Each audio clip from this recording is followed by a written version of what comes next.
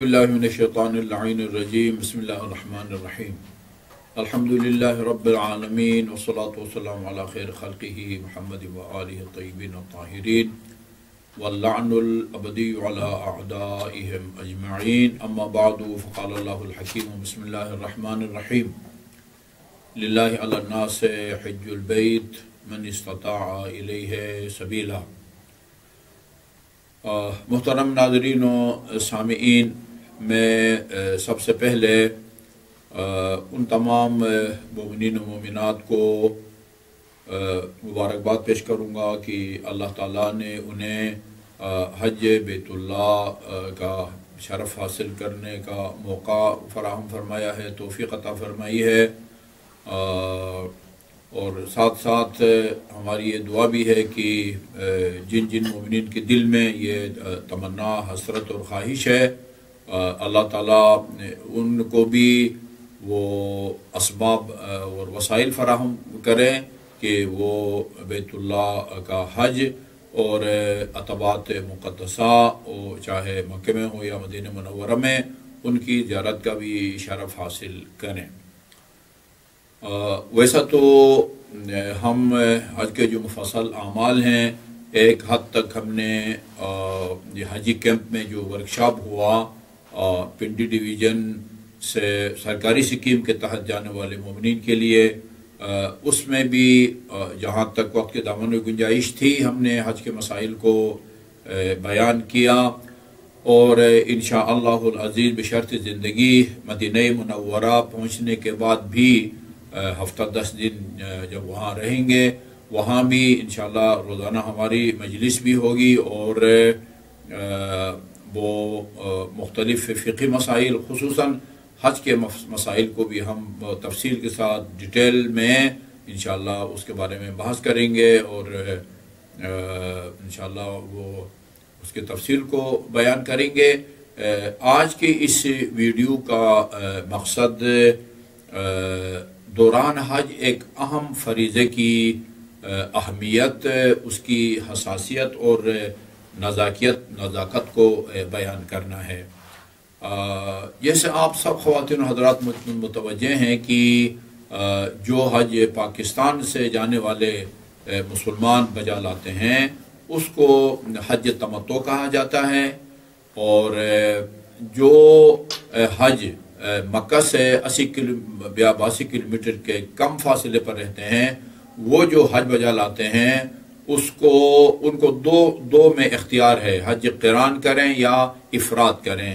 ہمیں حج قران اور افراد کی تفصیلات میں جانے کی ضرورت نہیں ہے، ہمارا اس سے واسطہ بہت ہی کم پڑتا، واسطہ یوں سمجھے کہ ہمارا نہیں پڑتا۔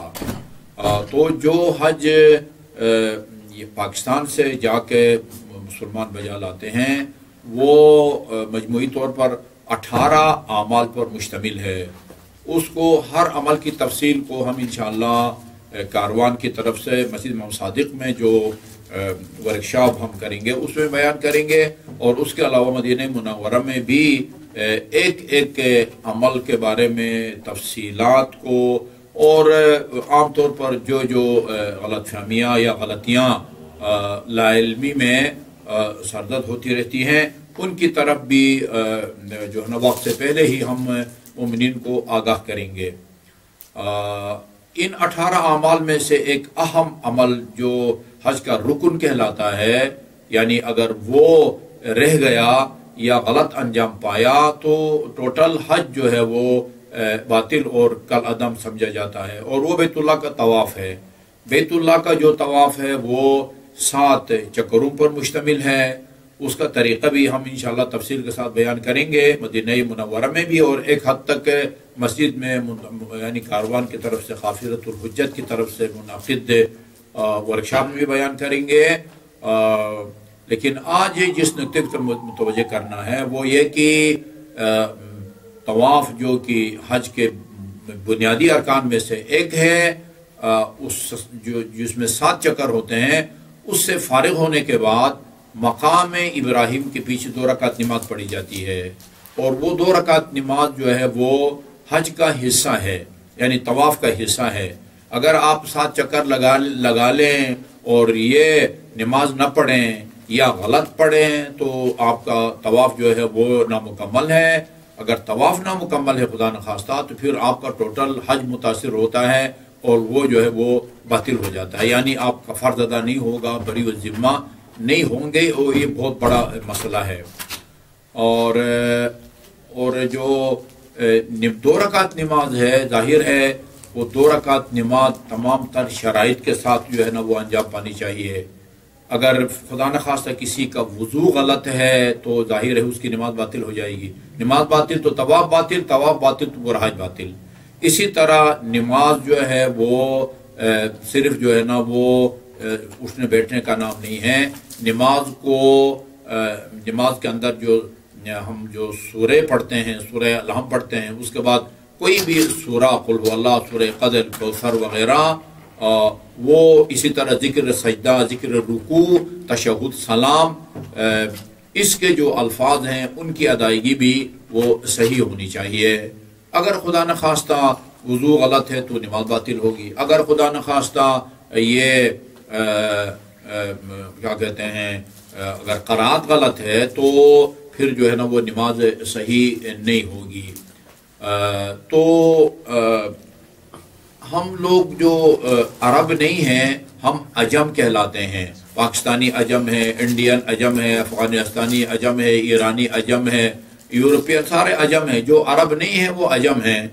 تو یہ کچھ حروف ایسے ہیں کہ جو بعض حروف تو ایسے ہیں کہ جس کا تلفظ عرب ہو یا عجم ایک جیسا کرتے ہیں. بے کا تلفظ ہے، میم کا تلفظ ہے، تے کا تلفظ ہے. اچھا جی، اسی طرح وہ جیم کا تلفظ ہے، دال کا تلفظ ہے. اس میں عرب، عجم، عرب، غیر عرب میں کوئی فرق نہیں ہے. لیکن کچھ حروف ایسے ہیں کہ وہ ایک عرب پیدائشی طور پر اس کو سکھانا نہیں پڑتا کہ بھئی منہ کے فلان حصے سے آپ نے اس کو نکالنا ہے. جب اس حرف کو آپ بولیں تو آپ کی زبان کو فلان جگہ سے ٹچ کرنا چاہیے. یہ بتانے کی بھی ضرورت نہیں ہے. عرب بچہ پہلی دفعہ جب بولے گا، اگر وہ ہے جس سے آپ حلوہ لکھتے ہیں یا حامد لکھتے ہیں تو وہ وہاں سے نکالے گا جہاں سے اس کو نکالنا چاہے گا. اسی طرح وہ عین ہے، اسی طرح سے ہے، اسی طرح لال ہے جس سے ہم ذلیل لکھتے ہیں، اسی طرح غاد ہے جس سے ہم ضعیف لکھتے ہیں، اسی طرح لوئن ہے جس سے ہم جو ہے نا وہ ظالم لکھتے ہیں. تو یہ چند حرف ہیں، یعنی 8-9 کے، یعنی عربوں کا تلفظ اور ہمارے تلفظ میں فرق ہے. اب ہم پابند ہیں، یعنی یہ نہیں کہ ایک عالم دین آپ کو غیر ضروری تکلف میں ڈال رہا ہے. یہ معصومین علیہ السلام کا فرمان ہے کہ یہ حروف کی جن کے ادائیگی میں عرب اور عجم کا فرق ہے، ہم پابند ہیں کہ وہ اس طرح ان کا تلفظ کریں جس طرح ایک عرب کرتا ہے. یعنی مثلا رحیم بولیں، رحیم نہ بولیں، نعبدو بولیں، نعبدو نہ بولیں. تو جس طرح ثابت ہے، ہم اردو میں جو ہے نا جس جہاں سے ہم سین کو نکالتے ہیں، یعنی سین کو نکالتے وقت جہاں ہماری زبان لگتی ہے اسی جگہ ہماری زبان لگتی ہے جب ہم سے کو بولتے ہیں اردو میں، جبکہ ان دونوں کو نکالنے کی جگہ الگ ہے. یعنی سین کو جہاں سے نکالتے ہیں اس وقت آپ کی زبان کو کسی اور جگہ کو ٹچ کرنا چاہیے. سے جب نکالتے ہیں وہاں آپ کی زبان کو کسی اور جگہ کو ٹچ کرنا چاہیے. ان کی طرف متوجہ ہونے کی ضرورت ہے. اور میں نے اپنا جو یعنی 20-22 سال کا تجربہ ہے، اس کی روشنی میں نے یہ محسوس کیا ہے کہ محنت کر کے ان حروف کو ان جگہوں سے نکالنا کہ جہاں سے ان کو نکلنا چاہیے اتنا مشکل نہیں ہے کہ جتنا یہ باور کرنے کی ضرورت ہے، یعنی یقین کرنے کی ضرورت ہے کہ بھئی ان کو ہم نے ٹھیک کرنا ہے. میں نے افسوس سے یہ مجھے کہنا پڑ رہا ہے کہ یہ نے محسوس کیا ہے کہ جب مومنین کو ورکشاپ کے دوران یا وہاں حج کے دوران جب بتایا جاتا ہے کہ آپ نے ان کو ٹھیک کرنا ہے، ٹھیک نہیں کریں گے تو آپ کی نماز باطل ہو جائے گی، نماز باطل ہے تو طواف باطل ہے، طواف باطل ہے تو ٹوٹل حج باطل ہے.